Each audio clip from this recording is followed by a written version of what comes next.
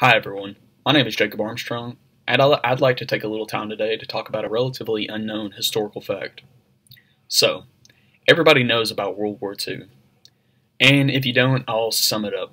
It's basically these guys It's yours. Oh no, it's yours. versus these guys The three great leaders and their staffs of military and political advisors face the inevitable battery of cameras. Through 5.5 years of war, doing this.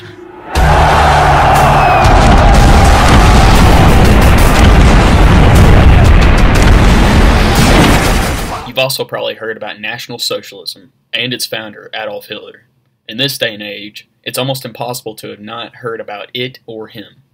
But just in case you haven't, here's a video. Wenn es dem internationalen Finanzjudentum in und außerhalb Europas gelingen sollte, die Völker noch einmal in einen Weltkrieg zu stürzen, dann wird das Ergebnis nicht die Bolschewisierung der Erde und damit der Sieg des Judentums sein, sondern die Vernichtung der jüdischen Rasse in Europa. But something that isn't quite as well known is that Hitler and his movement were both Christian. This is certainly something that came as a shock to me. Anecdotally speaking, I was always taught that the Nazis despised Christianity, and that they were overwhelmingly pagan or atheist. Recent scholarship in that area has helped clear things up, though. Evidence has come forth which shows that Christianity and the Christian Church, both Protestant and Catholic, played a massive role in German society throughout the duration of Hitler's reign. One piece of evidence which suggests this is the close cooperation between the Nazi regime and both Christian churches. The Catholic Church publicly signaled its support for and intent to cooperate with the Nazi regime with the signing of the Reichskonkordat in 1933. The opening lines to this infamous document read, and I quote, "His Holiness Pope Pius XI and the President of the German Reich, moved by a common desire to consolidate and promote the friendly relations existing between the Holy See and the German Reich." End quote. The Protestant Church was also friendly with the Nazi regime. For example, the Protestant sect known as the German Christians, who shared the Nazis' racial and nationalistic ideals, formed a nationalized Reichschurch and supported a Nazified version of Christianity. Frequently, prominent Protestant theologians would be recruited to spread this Nazified Christianity to soldiers on the front lines and in public forums such as universities. One example of this is Wolfmeier Erlach. He was a recruited Protestant theologian, and he would be sent into occupied Europe to educate the German troops over what they were fighting for. He explained to them that Germany was battling world Jewry for Christendom.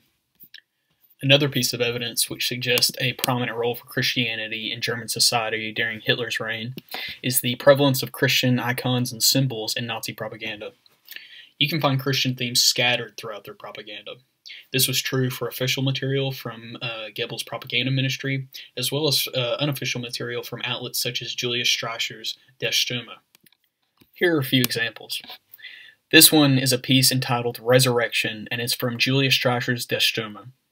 The database from which it is derived describes it as, and I quote, "a suggestion that somehow Christ has been resurrected in the Nazi movement," end quote. Another example is the infamous Protocols of the Learned Elders of Zion. It purports to contain, among other things, the secret plans of prominent Jewish individuals to control the world.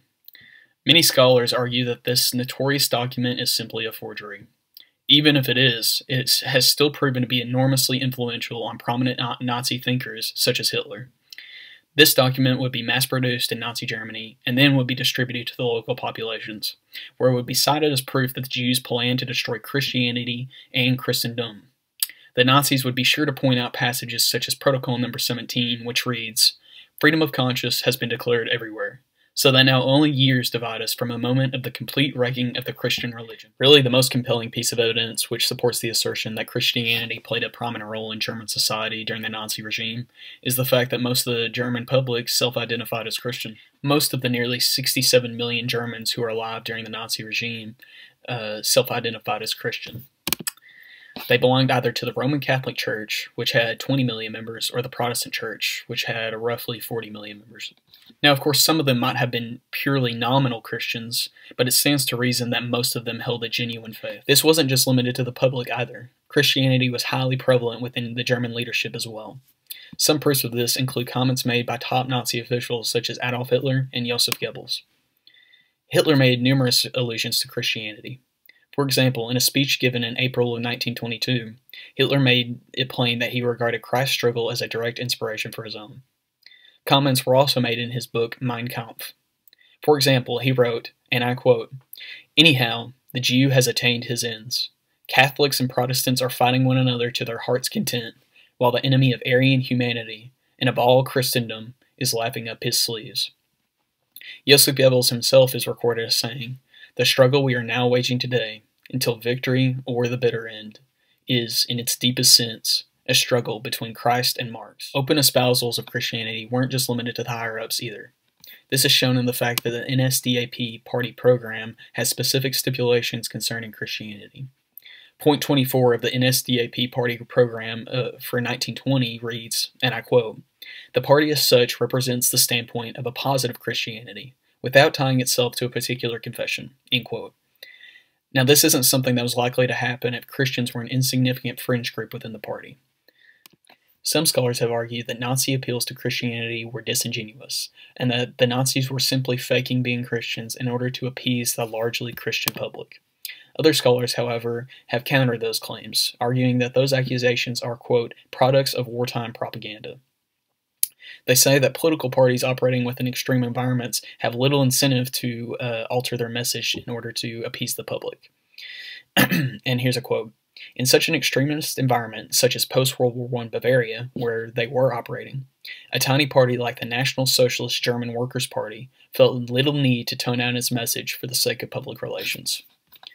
So with that in mind, we can generally assume that most of the Nazis were genuine Christians, at least they truly believe so. So, I hope that what I've shared with you today answers any questions that you might have had about Christianity's role in German society during the Nazi regime. It is pretty clear that Christianity played a prominent role in Germany's political and cultural life. Far from there being any sort of unified Christian resistance to the Nazi regime, there were, in fact, many Christians and Christian organizations that cooperated with and shared the values of the Nazi regime. I believe that these findings have some very interesting ramifications for the contemporary church, and it should hopefully lead to some much-needed introspection. Thank you for listening. Bye.